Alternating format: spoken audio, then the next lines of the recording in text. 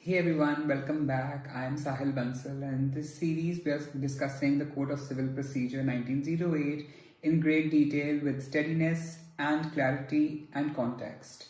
So, in the last few sessions, we have been discussing the introductory understanding of CPC, how it has been framed, how the information in the legislation has been arranged, and what is the point of this legislation. How is it connected to the constitutional principles? What larger role does it play in the whole justice delivery system? Why is procedural law important? And why do we have a civil procedure code? What are ideals linked to it? What makes it meaningful? We also discussed some Latin maxims in which the logic of this law is grounded. Then we moved on to discuss the trajectory of a civil suit because we have been using the term civil suit. So it was important to understand what a civil suit actually is. And also we discussed that skeletal structure for our discussions will be the trajectory of a civil suit. So civil suit, we have already discussed how it begins, where it begins from and where it ends. Now, as we progress with this series, we'll keep on adding meat to those bones that we have established. So we know civil suit begins from where? Civil suit begins from a cause of action. What is a cause of action? It is basically the right that you get to file a civil suit. When do you get that right? When you have been wronged in a certain manner. How have you been wronged? That you had a civil right and that civil right was violated. Hence, you have now a cause to file the civil action, a civil suit. Once you have a cause of action, then you file a plaint. How will you file a plaint? We discussed this at length in the last session. You will go to the court, you will go to the filing counter. There are certain formalities that you will have, like filing 2 original copies at least with that plaint. Along with those original copies, you will also file copies on plain paper. Then you will give it to the filing counter. You'll get your CNR number. Based on that CNR number on the notice board outside the filing counter, you will see in which court has your plaint been sent to, which court will be hearing your suit, on which date will such suit be heard. Accordingly, you stay present in that court at that time on that date. Once you're in the court, then the court, based on the court's administrative side, would have read your plaint. After reading your plaint, they would find out any shortcomings and they would raise it in the form of office objections. When these office objections will be raised, the presiding officer of the court, that is the civil judge, will sign those objections. Those objections will be told to you. Then you will get 7 days to rectify those shortcomings, that is the office objections. These 7 days are given to you by the court. So these 7 days can also be extended further on, because in the real world you may have many scenarios which may delay your processes, which may delay your actual working of life, and hence all of that is taken into account, and these 7 days can be extended by the court. We also noted down some provisions as we were going on with our discussions, so that they stay at the back of your mind, and when we actually come to discuss these topic by topic in detail, you'll be able to recall something that we mentioned in these introductory sessions, and things start to feel less alien to you. For example, here we mentioned section 148 in CPC, which is about enlargement of time, and the enlargement of only what kind of time can be done. The time which has been given to you by the court of law for doing any act which is provided for under the code, CPC. So the time which has been given to you by the court of law can be extended by such court of law, and such extension can be given to you in chunks. It can be 1 extra day, 5 extra days, 3 extra days, but the cumulative time that should be given to you for doing of such act should not be more than 30 days. That is the rule that has been established there.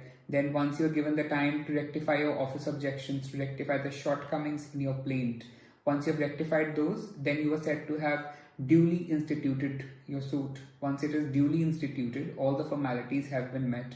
Then it's the time to send summons to the defendant, the one that you have filed your civil suit against. That person needs to know that a suit has been filed against them so that they can come to the court and give their side of things by filing a written statement.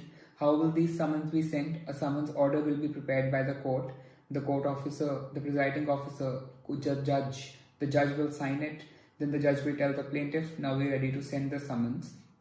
Please pay the process fee. Process fee is basically the costs incurred in sending of those summons, maybe postal charges, the printing of paper, everything incurs costs. So those costs will be made, the plaintiff will be made aware of those costs and he'll be required to pay it. It's called process fee. Along with payment of process fee, plaintiff will also be asked to give the copies of plaint, as many copies of plaint on a plain paper as many defendants are there, because every defendant along with the summons, it has to be given a copy of the plaint.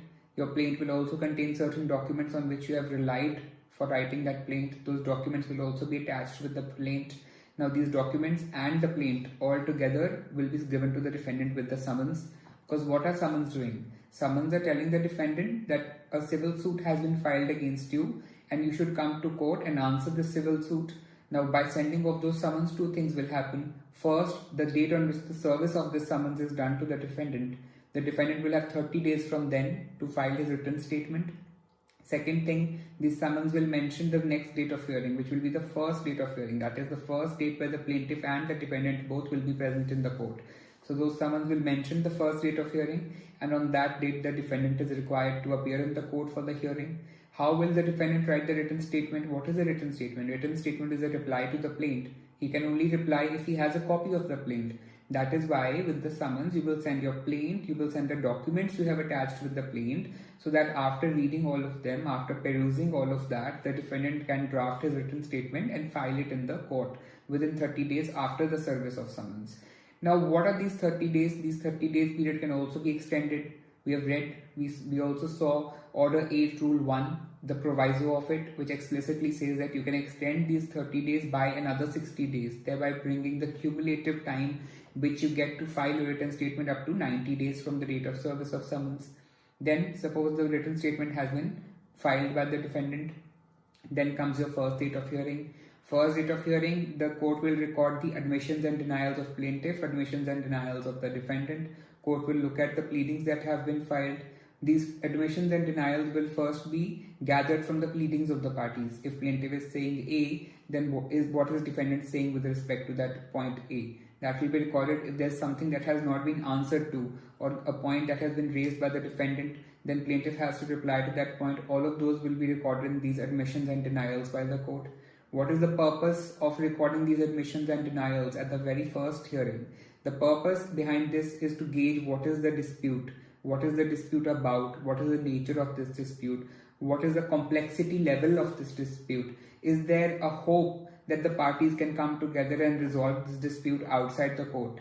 What is resolution of dispute outside the court called? Alternative dispute resolutions. So is there a chance that the parties, if made to sit together by way of alternative dispute resolution, will they be able to resolve this dispute? The court sees that there is a ray of hope for ADR to be done, then the court will ask the parties that why don't you opt for a method of ADR? We have a couple of methods of ADR. We have arbitration, we have conciliation, we have mediation, etc. etc. Parties may pick for a method of ADR. Once they have picked for it, the court will pack them up and send them to the ADR forum. The ADR forum will hear the dispute between the parties. If it gets decided over there, then the case will shift to whatever relevant law governs that ADR forum and get decided accordingly. If the parties are not able to reach to a mutually agreeable solution to their dispute, then they will come back to the court. Once they are back in the court will then decide. Then the things are finalized in the sense that now the court knows that court is the one who has to try the case. Now court will go ahead with settlement of issues. We discussed what is settlement of issues. It's basically framing of exact questions based on which the dispute has been crafted.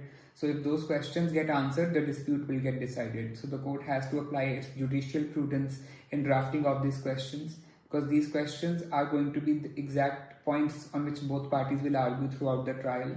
Hence the court will look at not just the pleadings, court may look at any additional documents also. Court may also call for any additional documents to look at. Court may also ask for somebody to come to the court and give a statement with respect to the controversy in the suit. Why? Because the settlement of issues is all about discovering the real controversy between the parties. Who are the parties? The plaintiff and the defendant.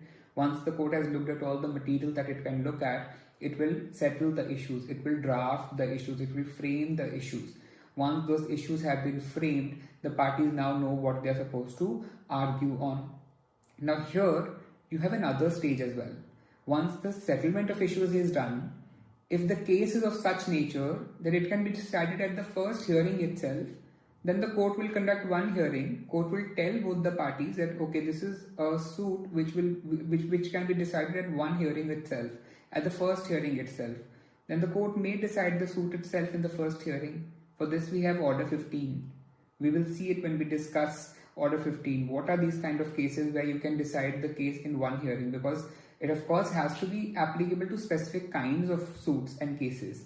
Because something which is decided in a whole trial, where you have evidences, you have different stages of putting the trial together, instead of doing that, you're deciding it in one hearing. So it has to be limited to certain kinds of cases, because if you say that court at its own whim and fancy can decide any kind of case in one hearing if it feels like it, it might lead to a caricature of justice being made out of such provisions.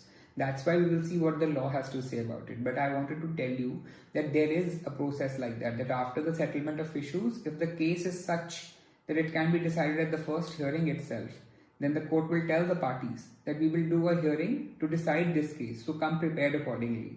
So it can be decided in the first hearing itself. But if the case is not such that it can be decided at the first hearing itself, then the court will proceed with the trial. We saw that trial can have so many different things that keep happening, and that is why it gets so elongated. While on paper it may be one word trial, but it's a very compendious word. In real life you see cases going on for decades and decades sometimes. So in a trial you will have your evidences which will come in. Both parties will put forward their evidences. Both parties will put forward their witnesses. Every party's witness will also get cross-examined by the opposite party. Then he may also get re-examined by the party who has brought him after such cross-examination if some new points have come up in such cross-examination. Then apart from that, there can be adjournments. Maybe some party couldn't come to the court because of some actual reason that is a very reasonable one, so the court will agree to give adjournment and put a next date of hearing. On paper we will see that such adjournments are limited to only 3 per suit. But in reality, you see that there are hundreds of adjournments at least in a civil suit, in one civil suit. Where are we getting this leeway from? Where are we getting this relaxation from? From case laws. That is why it's important for us to focus on case laws and not just the legislation, because there are certain parts of law which are now the laid down law, but they're not laid down by the legislation, they're laid down by the case laws. So trial is ongoing. In trial, the court can also feel that there is a person who needs to be examined as a witness but has not been called as a witness by either party. Then the court has the power. We saw that this power is written in different provisions of different laws. In CPC, we saw this power is given under Order 16, Rule 14. We also read that particular provision in the last session. This power is also given under Section 168 of Bharatiya Sakshya Adhiniyam 2023 and correspondingly in Section 165 of Indian Evidence Act of 1872. The court, once it has called a witness, it has examined the witness, it has asked the witness to give their statement, witness is sent away. Suppose the trial is ongoing and the court feels, okay, there's a need to also call that witness once again because there's some more information that this witness can testify to or tell the court about. Or suppose a party feels that a person who has already been called as a witness, maybe by the other party or maybe by the court, needs to be called back to be examined a little more on a certain issue which he was not examined on back then. Then court may also recall such witness.